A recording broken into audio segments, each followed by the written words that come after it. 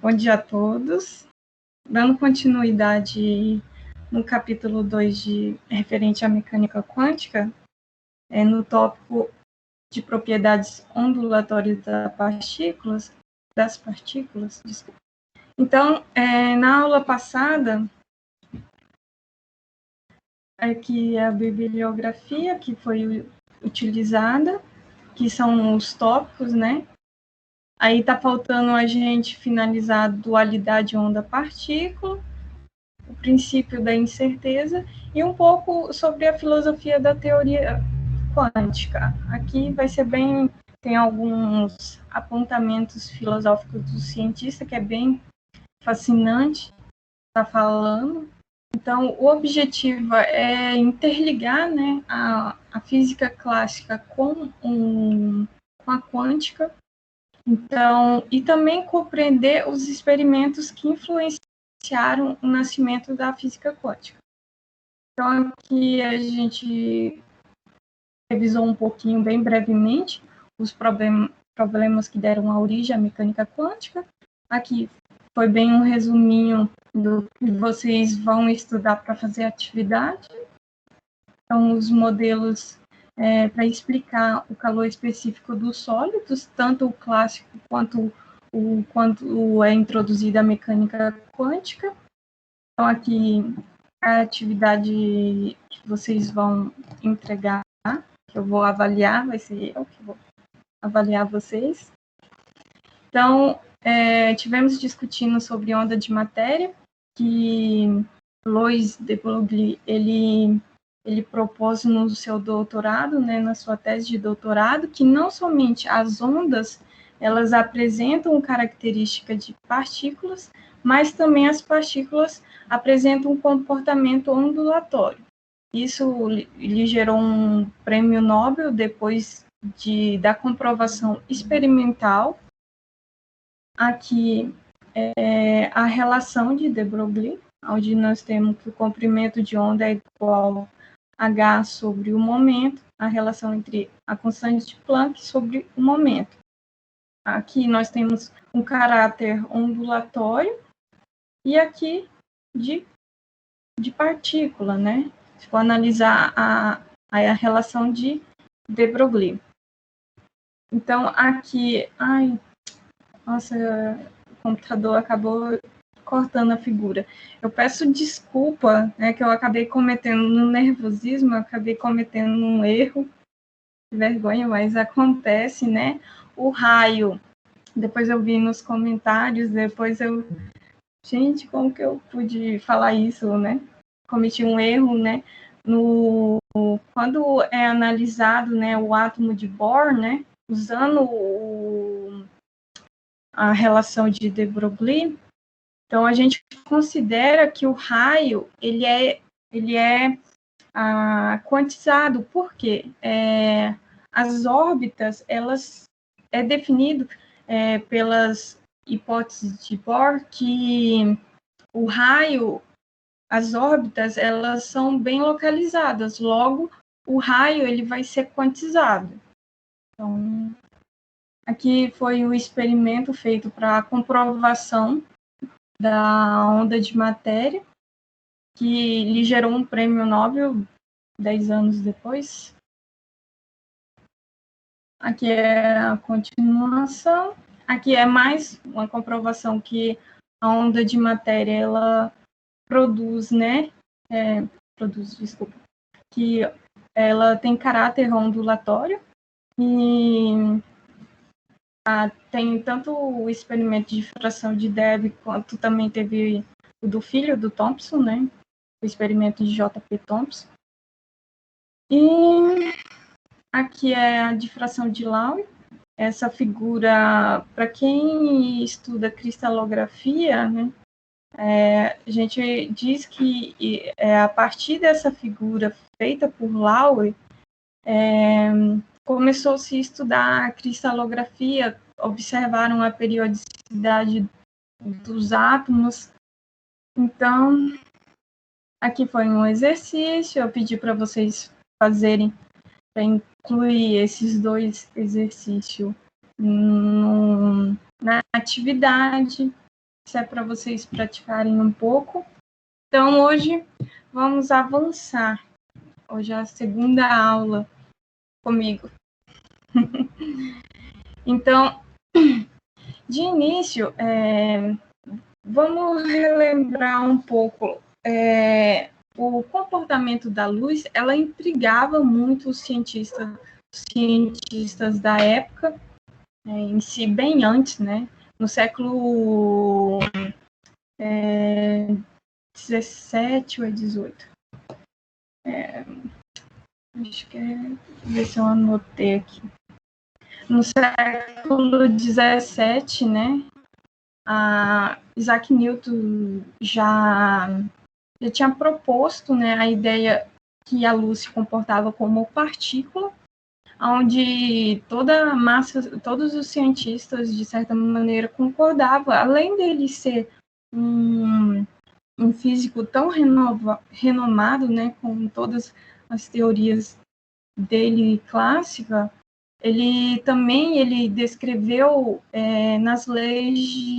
descreveu as leis de refração e reflexão. Então, em si, todos os cientistas concordavam que a luz ela se comportava como partícula, né? Corpuscular, teoria corpuscular. Levou-se muito tempo, só a partir do século XVIII, XIX, que começou a se debater a teoria corpuscular da luz, que foi a partir de Christian Jungs. Ele considerava que a luz ela tinha comportamento ondulatório. Inicialmente, os cientistas eles repudiaram, né, a ideia, né, de Jungs, e só foi a partir dos experimentos realizados por Thomas Young e Auguste Fresnel que se comprovou que a luz ela tem um comportamento ondulatório. Então, até aqui é só uma breve revisão histórica, né? Então, o que a gente viu, né, nos problemas, né, que deram origem à mecânica clássica, né, à mecânica quântica, desculpa, devido às teorias do efeito fotoelétrico e do efeito cômputo, né, voltaram a apontar as características corpuscular, levando à introdução dos fótons como partículas de luz. Então, voltou-se a apontar a luz como partículas. Então, posteriormente, através, né, de de Broglie, né, se demonstrou, né, que a matéria, né, ela ocorre efeitos de difração e interferência, que comprova a característica ondulatória. Então, isso já comprovando, né, de certa maneira, que a luz pode ser partícula ou onda. Então, eu até destaquei aqui que eu fiquei com medo até de esquecer, porque nervosismo acaba deixando a gente meio bugada. Então, eu até anotei aqui que, segundo William Bragg, os elétrons eles se comportam como partículas às segundas, quartas e sextas, e como ondas às terças, quintas e sábados. E aos domingos, presumivelmente, os físicos eles descansariam do esforço de tentar compartilhar os dois comportamentos, que é muito engraçado e, de certa maneira, muito fascinante isso, né? E é difícil, né, contabilizar os dois comportamentos. Então, é bem legal o que Bragg diz, né, sobre o comportamento do elétron. Então, definindo de uma forma mais precisa o contraste entre o comportamento ondulatório e corpuscular, a gente vai analisar alguns experimentos, até clássicos, possivelmente vocês podem ter visto em óptica, mas eu vou estar abordando novamente, porque é bom, de certa maneira, vocês revisarem e compararem a clássica com a quântica. Então, nós temos, considerando, né, uma onda clássica, por exemplo. Então, considerando aqui uma fonte que produz ondas sonoras. Então, aqui nós temos um aparato, né, que é referente a um anteparo, né, com duas fendas. Então, essa fonte, ela passa entre essas duas fendas e chega nesse outro anteparo, onde teremos um detector que ele pode se mover, né, para cima ou para baixo. E com isso, é possível notar que quando se nós tivermos somente uma fenda aberta, considerando essa daqui, a fenda 2, a intensidade do som, considerando uma fonte sonora detectada, a intensidade do som detectada seria intensidade 1x, onde a intensidade ou da fenda 1 ou da fenda 2 vai ser o produto da amplitude da onda sonora, que é referente à função de onda. Aqui nós temos o padrão de interferência da fenda 1, considerando a fenda 2 fechado. Posteriormente, aqui, quando nós fecharmos a fenda 1 e deixarmos aberta somente a 2, nós teremos essa intensidade da onda que chega nesse aparato, onde aqui vai apresentar interferências, onde teremos interferência tanto construtiva quanto destrutiva. E aqui é a figura. Então, a experiência de Young mostra que a interferência, ou seja, as duas fendas abertas, a intensidade observada, ela vai ser o quadrado da soma das amplitudes de probabilidade, amplitude da onda. Desculpa. Isso vai ser igual à soma das intensidades 1 mais da intensidade 2, mais 2 vezes a raiz do produto, vezes o cosseno da diferença de fase entre as duas ondas. E isso vai dar esse padrão de interferência, onde aqui nós teremos interferências destrutivas e aqui construtivas. E isso quer dizer o quê? Que a interferência de 1 e 2, ela é diferente da soma dessas duas interferências. Então, quando a interferência 1 for igual à interferência 2, nós vamos ter a interferência resultante, ela pode variar de 0 a e 0, né, conforme a interferência for construtiva ou destrutiva.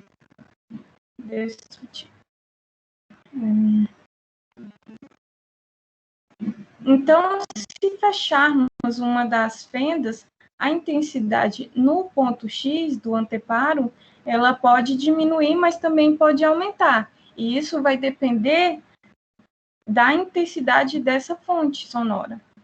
Então, se diminuirmos a intensidade da fonte sonora, as franjas de interferência vão diminuindo proporcionalmente da intensidade. Agora, nós vamos ver um outro caso, que no caso é a partícula clássica, onde nós temos que, para simular essa fonte, é considerado, né, uma metralhadora giratória, onde ela vai disparar balas, né, para tudo quanto varrendo, né, todo esse aparato aqui. Então, para simular, né, isso aqui simula a partícula clássica, onde nós temos as fendas aqui, um detector também que ele vai para cima e para baixo para detectar, né, aonde cada tiro vai almejar aqui a outra. Ai, o nome agora. Tá, entendeu? Para almejar aqui. Então, uma das características desse experimento, né, da partícula clássica, é que a gente não pode detectar uma fração de bala, ou ela vai passar na fenda 1, ou ela vai passar na fenda 2. Ela não tem como se dividir.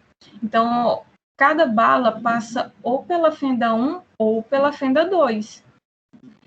Então, no caso de as duas fendas estiverem abertas, né, a gente usa a probabilidade resultante, que é a soma dos padrões de cada fenda.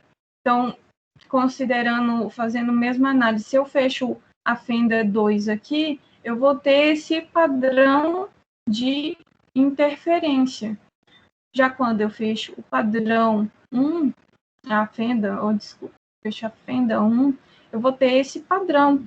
A probabilidade de ter interferência, né, desse caso de partículas clássicas, né, no caso não vai ser analisada interferência, vai ser probabilidade. Então, a probabilidade resultante é a soma dos padrões de cada fenda, onde nós vamos ter essa figura que é a soma das duas probabilidades. Então, no caso, isso que eu já expliquei, que é referente às fendas, né? Então, se eu diminuir a taxa de disparo, se essa metralhadora eu conseguir diminuir a taxa de disparo dela, as balas elas vão continuar a chegar no anteparo, só que vai levar um tempo maior para fazer para chegar nessa mesma relação. Então, agora vamos fazer uma observação referente a elétrons. Vamos já introduzir já na parte quântica. Então, considerando, né, o estilo experimento de Young, né, mas com partículas, né, que é um pouco são mais difíceis de realizar devido à escala, né, mas considerando, né, uma fonte, né, de elétrons, né, que aonde essa fonte de elétrons é ocorrida, né, devido ao filamento, né, aquecido. Então, aqui nós temos também um detector, né, que vai varrer o anteparo para conseguir tirar observar as análises, né? Então, as características que vão ser observadas serão as seguintes.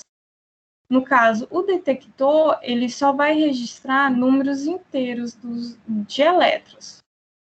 Então, conforme a gente tinha visto no caso da metralhadora. Então, pode-se fazer com que os elétrons cheguem 1 a 1. Então, vai depender também do aquecimento aqui, né, do filamento, né? Quanto mais aquecido, mais vai emitir. Então, podemos medir a distribuição de probabilidade correspondente a ter uma fenda aberta na distribuição P12X, com as duas fendas abertas. Então, aqui nós temos esse padrão, ele é bem similar ao que nós tínhamos... Ai, gente, o computadorzinho para raiva. Eu estou acostumando com o computador dos outros. Então, nós temos um padrão bem similar com o de partícula clássica, onde nós teremos a probabilidade P1, né, do elétron chegar na fenda 1, e a probabilidade P2, que é referente à fenda 2. Então, considerando uma fechada e outra aberta, então esse padrão é bem parecido com o que vimos anteriormente. Contudo, ao acumularmos as contagens, né, de uma fenda muito fraca durante um tempo longo, obtém-se para os elétrons, né, suficiente bem energéticos, que as franjas de interferência ela vai ser diferente das somas da probabilidade da fenda 1 mais a probabilidade da fenda 2. Então, aqui nós temos que a probabilidade vai ser bem mais diferente, que isso é bem similar à interferência de ondas clássica que a gente viu. Isso aqui é um padrão bem similar a partículas, né? E aqui nós temos uma figura que tem um caráter ondulatório. Então, no caso de fechando uma das aberturas, né, P12, a probabilidade, né, de 2 das duas fendas, né, tanto pode diminuir como aumentar também, dependendo da posição de X das ondas clássicas. Então, portanto, os elétrons, partículas atômicas, incluindo também o fóton, eles não são nem partículas clássicas e nem ondas clássicas. Então, a partir desse padrão aqui, é possível notar isso. Então, aqui entra, né, favorável, é notável, né, que exista uma função de onda. Isso aqui é uma função qualquer, é uma função matemática, né? Entretanto, o fato notável é que existe uma função de onda tal que psi, isso aqui é uma letra grega, tal que se psi de j, x, e j é referente à fenda, é o seu valor quando só a fenda j está aberta. Então, aqui nós teremos a seguinte relação. A probabilidade da fenda 1 vai ser o quadrado de π, que é essa função matemática da fenda 1. No caso da fenda 2, a gente vai ter o quadrado de π2.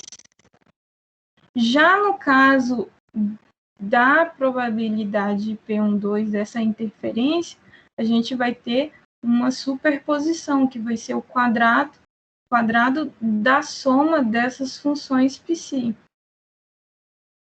Então, isso aqui é possível já notar que tanto os elétrons, eles não são nem partículas clássicas, nem ondas clássicas. Então, essa função matemática, vocês, eu também vejo constantemente. Vocês vão ver muito ela. É importante, né, para mecânica quântica, quem fosse aprofundar na área de mecânica quântica, na área de física da matéria condensada, também vai ver um pouco ela.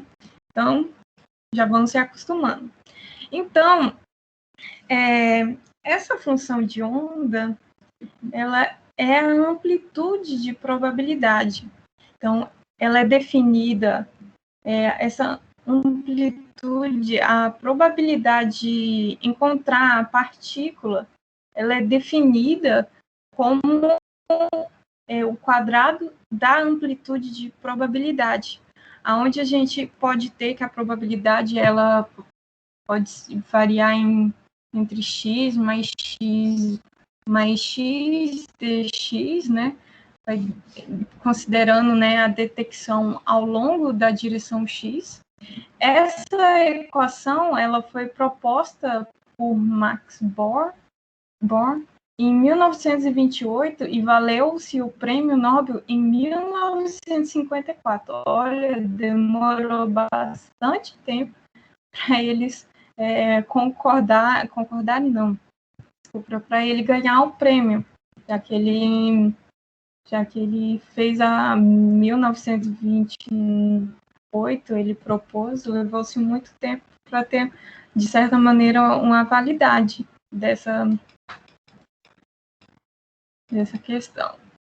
Então, de fato, né, as amplitudes de probabilidade, elas podem se interferir e propagar-se com ondas extremamente bem peculiares. Então, elas podem interferir, né, e propagar-se com ondas. E então, considerando, né, um novo exemplo, né, onde nós temos o mesmo esquemático anterior, né, de elétrons, um filamento aquecido, né, que ejeta, né, elétrons. Só que, contudo, naquele experimento anteriormente, a gente só tem um detector que só faz análise de quando chega, né? Considerando assim que está escuro aqui, para que eu consiga ver por onde o elétron passa, né, entre as fendas, eu tenho que, de certa maneira, incidir uma luz. Então, com isso, quando eu incido luz, de certa maneira, considerando, né, que nós iluminaremos, né, com uma lâmpada, procuraremos que, por ocasião, para ver a passagem do elétron. E contendo também no anteparo um detector. Então, esses flashes, né? Então, para verificar que os elétrons que passam pela fenda 1, eles têm uma distribuição probabilidade, né? De probabilidade P1, e os que passam pela fenda 2 têm P2. Então, quando todos os flashes, né, de luz, eles provem aonde passa pela fenda 1 ou 2, nunca se observarão que os flashes eles estão vindo ao mesmo tempo de 1 e 2, devido à passagem de um elétron. Então, assim, nós teremos que a probabilidade 1 e 2 vai ser P1 mais P2, porque aqui nós teremos a probabilidade P1 e P2.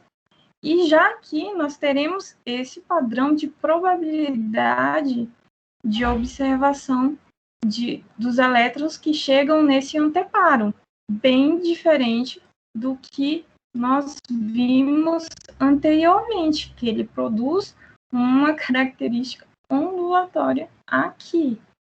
Já aqui nós temos um caráter corpuscular. Então, uma explicação para o que ocorre aqui é chamado colapso da função de onda. No momento que a gente observa o caráter ondulatório, né, no caso da radiação, elétrons, nós forçamos essa identidade a mostrar seu caráter corpuscular. Porque se a gente não tivesse olhado nós teríamos esse padrão de probabilidade. Já quando nós interferimos, né, esse experimento, nós temos esse padrão. Eu gostaria que o Daniel e o Temerson abrisse o áudio aí. Um faz a partícula, né? O fóton, né? E um faz o psicólogo aí. E aí, Temerson? Qual que você quer ser, Daniel? Não, eu posso ser o fóton, porque eu sou uma pessoa mais complicada. Beleza. Ó, daqui pode nascer uma linda carreira de dublador. Vamos lá, gente. Pois Deem o melhor de si. Partícula ou onda? Ser ou não ser? Eis a questão, doutor. Peraí. Deixa eu fazer de novo, que tá errado. Partícula ou onda? Partícula ou onda? Ser ou não ser? Eis a questão, psicólogo. Mas, senhor Fóton, por que não ser onda partícula? Isso. Interessante, né? Bem legal essa imagem, né? Então, é possível notar isso. Aí então, agora nós vamos avançar. Então, nós vimos que o elétron, né? Ele, dependendo da gente olhar ou não, a gente vai ter ele apresentar, né? Ele mostra claramente. Oi. Tá escutando? Tô. Antes de você entrar no princípio de certeza, posso sugerir para você mostrar um vídeo rapidinho? Sim. Abre o YouTube aí.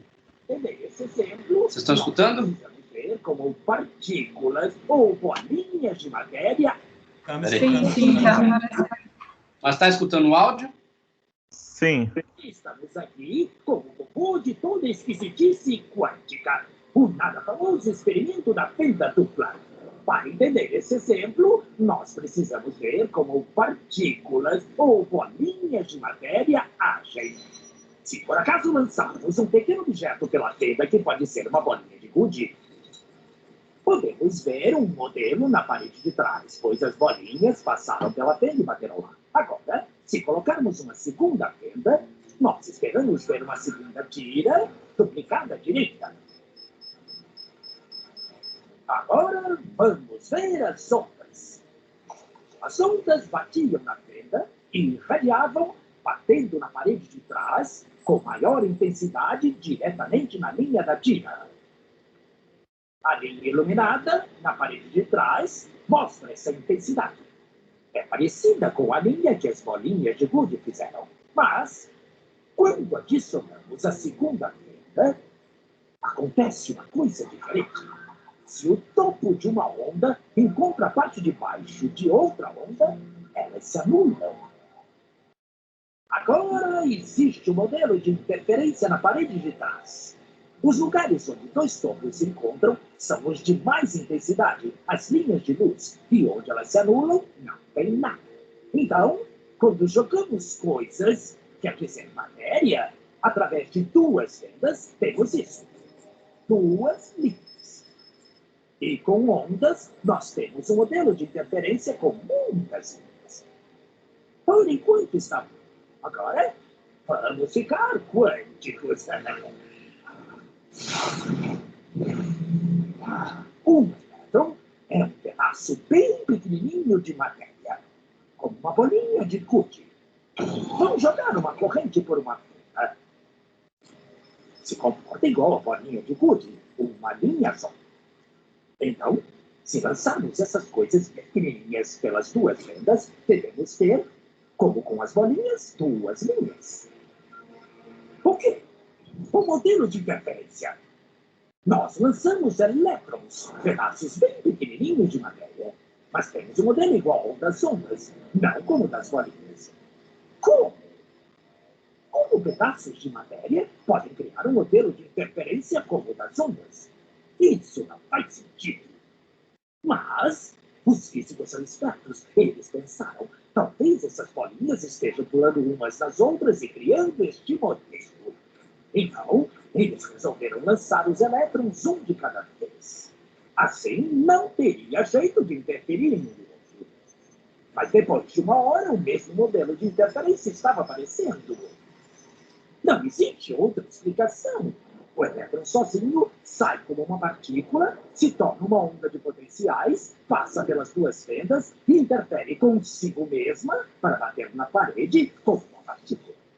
Mas, matematicamente, é mais estranho ainda. Passa pelas duas fendas e por nenhuma. E passa por uma só e passa só pela outra. Todas essas possibilidades estão em superposição uma com outra. Mas os físicos ficaram incomodados com isso. Então, decidiram espiar e ver por qual fenda o elétron realmente passa. Eles colocaram um equipamento medidor em uma fenda para saber por qual delas o elétron passou e seguiu voando. Mas o mundo quântico é muito mais misterioso do que eles podiam imaginar. Quando eles observaram, o elétron voltou a se comportar como uma bolinha de gude. Ele produziu um modelo de duas linhas, não um modelo de interferência com várias linhas. Só o ato de medir ou observar por qual fenda o elétron passaria fez com que ele passasse por uma fenda, não pelas duas. O elétron decidiu agir diferente, já que ele sabia que estava sendo observado. E foi assim que os físicos entraram nessa terra estranha e misteriosa dos eventos quânticos. O que é a matéria? Lógico de outras. E ondas de quê? E o que o observador tem a ver com tudo isso? O observador acabou com a função de onda simplesmente por observar. Pronto, professor. Agora pode fazer a discussão ou continuar a sua aula. Olá, pessoal. Hoje a gente vai tratar bem do legal, assunto... né, esse vídeo. Ele é bem didático, comparado a muitos vídeos, né? Ele, pelas animações e tudo, né? Fica bem mais fácil de visualizar. Eu tinha visto ele, só que por causa do meu computador deu problema, né? E eu estou usando outro computador que não é meu, então acaba dificultando. E aí eu não consegui, e aqui para colocar não tem caixinha de som, então ficaria difícil para vocês ouvirem. Eu não ia conseguir colocar para vocês ouvirem. Então agora. Mas ficou, voltando. O vídeo ficou legal? Como é que ficou? Muito bom, nossa, muito bom esse vídeo. Então, só para concluir, né, tudo que a gente já tinha observado, né, o caráter, né, de dualidade entre, no caso de partículas, né. Então, é possível notar bem claramente no vídeo que a partícula ela tem caráter dual, de onda-partícula. Então, dando continuidade à aula, então, como a gente já discutiu um pouco, né, sobre a interferência de elétrons, né, em uma fenda dupla, mostrando claramente que a observação, né, de partículas quânticas, né, a observação de partículas quânticas nesses experimentos, ele afeta as suas propriedades. Então, e no caso, interfere na observação. Enquanto na mecânica clássica a gente podemos sempre encontrar a posição e a velocidade, né, de uma partícula de maneira precisa, no caso da física quântica, nós veremos que isso não é possível. Um exemplo simples é no caso do elétron, que nós vimos anteriormente, que ele, no caso, se a gente imaginar um elétron parado, qual a gente deseja medir sua posição e a velocidade, para fazer essa medida, a gente precisa observar o elétron. Então, a gente joga, no caso, um fóton no elétron para ver onde ele está, mas quando a gente faz isso, a gente muda a velocidade do elétron, porque, de uma certa maneira, o fóton vai interagir com o elétron. Então, é definido como princípio da incerteza, né, a incapacidade de medir sem inferir. A incapacidade de medir sem inferir é um ponto fundamental da teoria quântica, que indica que em escalas atômicas dominadas pela física quântica, só podemos fazer uma descrição estatística ou probabilística das propriedades de uma partícula ou de um sistema. Então, é o que a gente já viu anteriormente, mas a gente só estava tratando da dualidade. O princípio da incerteza veio para complementar, para ligar, de certa maneira, a física quântica, né, de certa maneira, com a descrição mais estatística. Então, uma consequência fundamental da hipótese de Broglie, que foi mostrado pela primeira vez por Heisenberg em 1927, assim, segundo esse princípio, existe um limite acima do qual não podemos determinar simultaneamente ambos, né?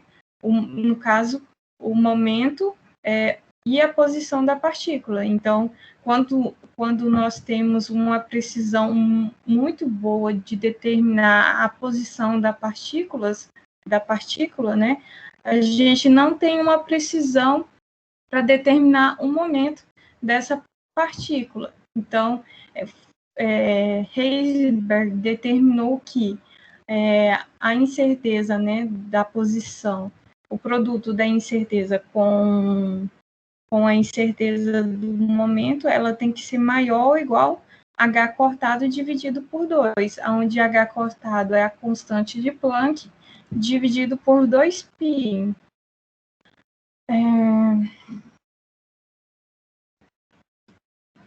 Então, o princípio da incerteza, ele estabelece, né, que numa medida simultânea, né, os erros mínimos dessa medição estão relacionados por isso, né, que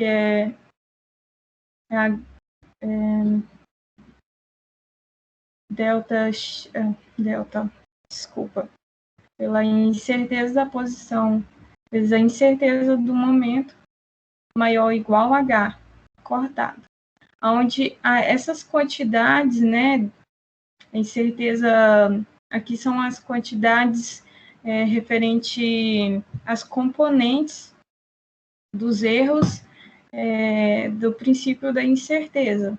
Oi? Não, eu fiquei com dúvida só no que consiste como observação, mas acho que isso a gente vê depois no curso, na própria matéria. Oi?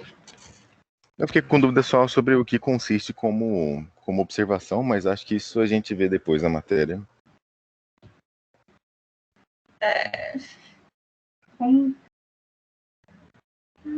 Consiste. Tem um exemplo, talvez te ajude a clarear. Eu vou colocar. Depois tem um exemplo que talvez te ajude a entender mais isso, questão de aonde, quando, né, utilizar, né? Então, existe também o princípio da incerteza associado à energia do sistema. De um sistema e o tempo em que esse sistema existe nessa energia, né? Então, considerando uma partícula livre, né, para a qual a energia é igual à energia cinética, aqui eu que fiz, né? Assim, não está muito bonito, mas eu acho que dá para entender. No caso, considerando, né, uma partícula livre, que ela tem uma energia cinética, podemos descrever que a energia é igual à energia cinética, que é mv² dividido por 2, que é igual a p² sobre 2m. Então, usando o princípio de incerteza de Heisenberg, a gente tem o produto, né, da incerteza da posição vezes o produto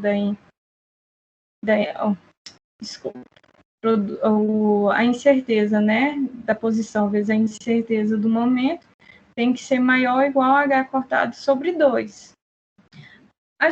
Como a gente está tratando, né, de uma partícula livre, nós sabemos que a velocidade é a variação, é ΔX sobre ΔT. Então, podemos reescrever dessa maneira, ΔX é igual a V ΔT, que é a variação da posição. Então, com isso, nós podemos reescrever, né, dessa maneira, passa a ΔX, né, para cá, né, que é referente à incerteza da posição, e reescreve em termos daqui. Então, nós chegamos que a incerteza, né, do momento é maior ou igual a h cortado sobre 2v, que é referente à velocidade dessa partícula, vezes ΔT. Por outro lado, nós temos que a incerteza associada a essa partícula, ela pode ser descrita como a derivada da energia em relação ao momento, sendo que, de certa maneira, nós temos uma incerteza associada a essa derivada. Então, com isso, fazendo a derivação, né, dessa equação P² 2m, nós obtemos que a incerteza da energia, né, do sistema vai ser V sobre ΔP. Então, com isso, nós fazendo manipulação, e como isso aqui é um P, tá, gente? Ficou muito feio, Jesus amado. Então, como o P, a incerteza do momento é dado por isso, podemos reescrever que a incerteza, né, o produto da incerteza da energia com o tempo vai ser maior ou igual a h cortado sobre 12. Onde não é possível, então, portanto, né, não é possível saber a energia de um sistema com precisão, né? No caso, o ΔE, ele tem que ser maior que h cortado sobre 2, onde ΔT é o tempo, né, de existência desse sistema. Então, de certa maneira, é só abranger, não? Que aqui nós vimos a incerteza relacionada com a posição e com o momento. Aqui, considerando um sistema diferente à energia, né? Ficou claro? Às vezes eu fico um pouco nervosa e aí esqueço algumas coisas. Espero que esteja claro. Estamos chegando no final, onde tem um último tópico aqui que é bem interessante, assim, eu gostaria que vocês não sentissem vergonha, né, de estar falando qual a sua perspectiva, né, de mudança, né, na física, né. Então, aqui alguns debates, né, que teve, né, na época, sobre a teoria quântica, né, o principal, né, que até o Theo tinha falado bem, em umas aulas bem anteriores, né, de Einstein e Bohr, né, que eles não concordavam entre si, né, sobre o princípio da incerteza, né. Então, Einstein não considerava, né, o princípio da incerteza, tanto que ele propôs, né, vários desafios, né, para o Bohr, para ele responder, e o Bohr, ele considerava haver enfrentado todos os desafios inventados por Einstein através de experiências imaginárias destinada a refutar o princípio da incerteza.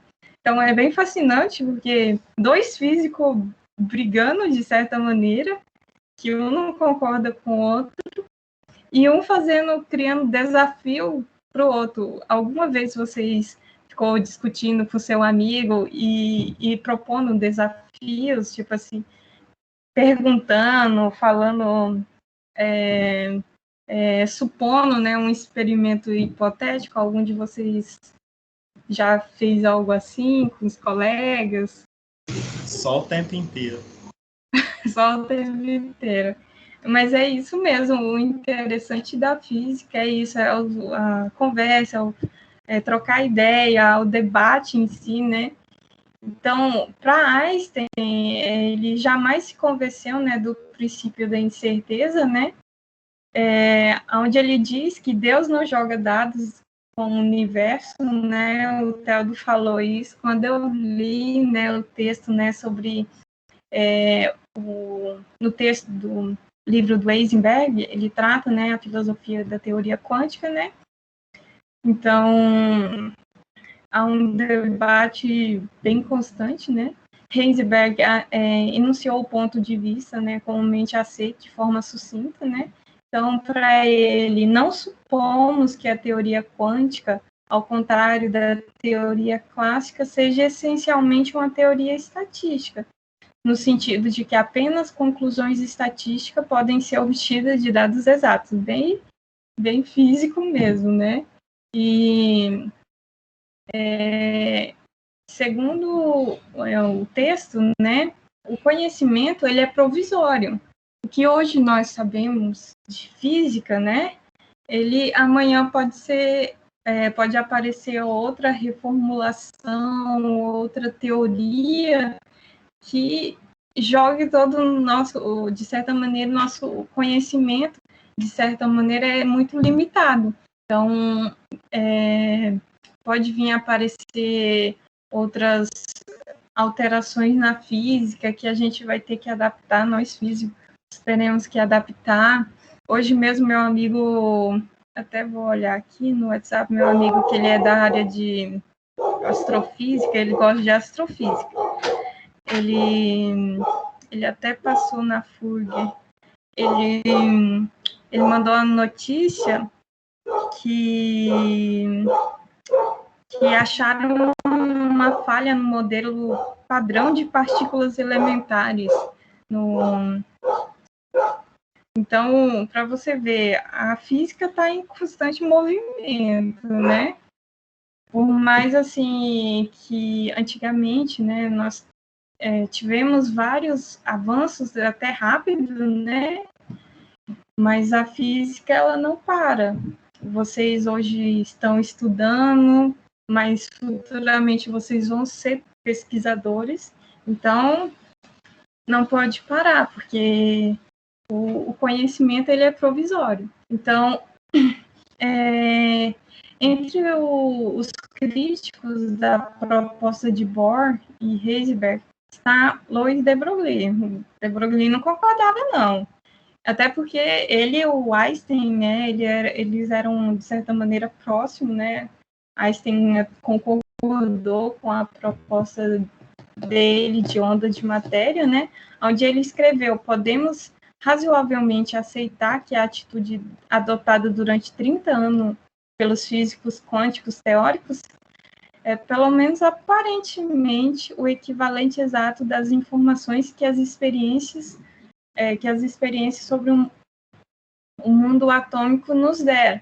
Então, de certa maneira, os físicos experimentais e os teóricos, às vezes, dão uma briguinha, né? Um não concorda com o outro, mas é isso que faz a física ser tão fascinante e tão importante, né, de ser estudada a fundo, né? Acho bem interessante. Quem quiser contribuir aqui é discussão sobre filosofia quântica, sobre a teoria quântica. Então, se vocês quiserem falar mais alguma coisa sobre o que vocês esperam, né? O que vocês esperam que a física consiga responder? Alguém Pode falar aí. Então, todo mundo morreu. Tem teoria de cordas. Tem tanta coisa que a física ainda precisa responder, né? Mas isso leva muito tempo, muitas pesquisas, né? Aprofundadas. Então, acho que foi o Daniel que falou, o Temerson, que não tinha se localizado muito sobre o princípio da incerteza. Aqui nós teremos um exercício que é referente a um elétron, ele está se movendo no eixo X, um elétron, com uma velocidade de 2,05 vezes 10 na 6 metros por segundo, com a medida com a precisão de 0,50%. Qual é a menor indeterminação, de acordo com o princípio da incerteza, com qual podemos medir simultaneamente a posição do elétron no eixo X? Então, aqui é a minha letra linda, maravilhosa, onde a gente tem a indeterminação da posição da partícula, vezes a indeterminação do momento, é igual a H cortado. Então, Px, o momento a gente, no caso, essa partícula, ela está no eixo X, né? Então, Px é igual a mvx, que é a velocidade, né? Na direção X. Então, a massa do elétron é 9,11 vezes 10 na menos 31 kg, né?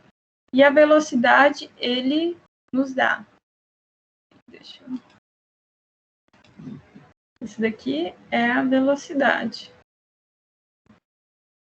Então, com isso, fazendo o produto aqui da massa vezes a velocidade da partícula no eixo X, nós obtemos o momento da partícula no eixo X como 1,87, né, fazendo um arredondamento, vezes 10 na menos 24, quilo vezes metro por segundo. Com isso, nós temos que a indeterminação da posição vai ser o quê? Vai ser a precisão, vai ser o delta, vezes Px, que a gente obteve, é o momento da partícula no eixo X. Então, com isso, a indeterminação do momento... Ai, meu Deus, eu fiz tudo. A indeterminação do momento vai ser 0,50%, né, vezes Px, onde 0,50% eu posso reescrever como 0,005, né, 50. Aqui vai aumentar 2 zeros na frente do 5. Então, vezes Px. Px a gente já obteve. Então, a indeterminação do momento vai ser o produto desses dois. Então, vocês calculando, depois se vocês quiserem ou tiverem calculadora aí, vocês calculam. Então, a indeterminação do momento vai ser 9,35 vezes 10 na menos 27 kg vezes metro por segundo. Então, assim, utilizando o princípio, né, da incerteza, nós teremos que a indeterminação da posição, né, simultaneamente a posição do elétron no eixo X, que vai ser H cortado, né, sobre a posição, o momento, né, da partícula no eixo X. Então, esse vai ser o H cortado, ele equivale a 1,05 vezes 10 na menos 34, e P, o momento do elétron é esse daqui. Então, a posição do elétron, a posição do elétron no eixo X vai ser esse valor. Então, mais ou menos, o princípio da incerteza é isso. Então, esse aqui é um exemplo que eu fiz. Eu utilizei o Halliday. Esse é um exemplo do livro do Halliday. Mas que dá para ver como que a gente vai utilizar o princípio da incerteza. Então, só que esse valor da posição, ele não... o momento, ele tem uma precisão de 0,50%, né? Então, esse valor da precisão dele. Então, aqui é um exercício, né? Um exemplo de de Broglie, bem fácil, que acha o comprimento de onda de um nêutron, que tem velocidade 1 vezes 10 na 6 metros por segundo. É muito fácil, né? Então, a lambda, oh meu Deus, H sobre M V. Então, isso aqui vai dar quanto? Calculem aí, eu vou no banheiro rapidinho e já a gente finaliza, tá? Calculem aí. Faz para nós aí, Temerson.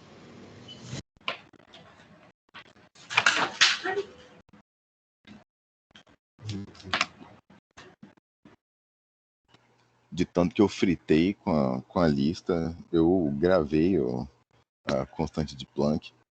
Não sei se eu devia ficar orgulhoso ou ter pena de mim mesmo. Para mim, deu aqui 3,96 vezes 10 a menos 13. A constante de Planck é menos 32 ou menos 34? Eu sempre me confundo. Menos 34. Valeu.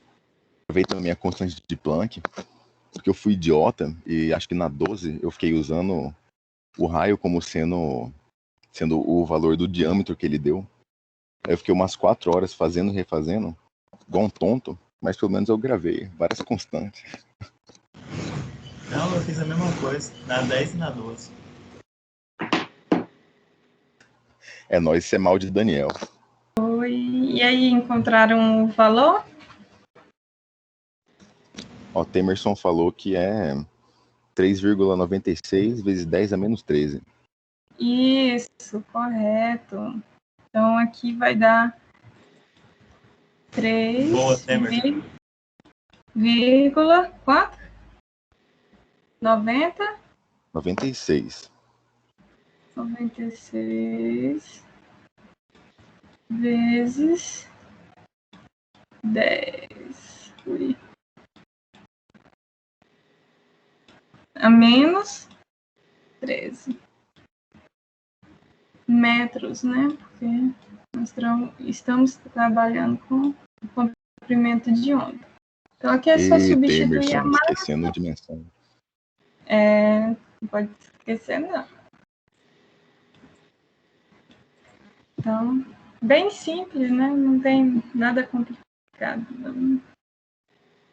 Então, chegamos à conclusão desse capítulo, onde nós vimos a hipótese de de Broglie, né? A relação de de Broglie referente ao comportamento corpuscular da matéria, onde vimos vários experimentos, né, que comprovam o comportamento ondulatório da matéria, a dualidade onda-partícula, né, que vimos hoje, referente que a partícula ela pode comportar... Oi, Dani.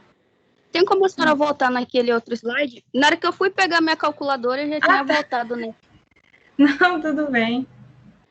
Aqui é só substituir a massa, né? Que a massa de repouso neutro é esse valor, e a velocidade. Então, é bem simples, né? Matemática básica.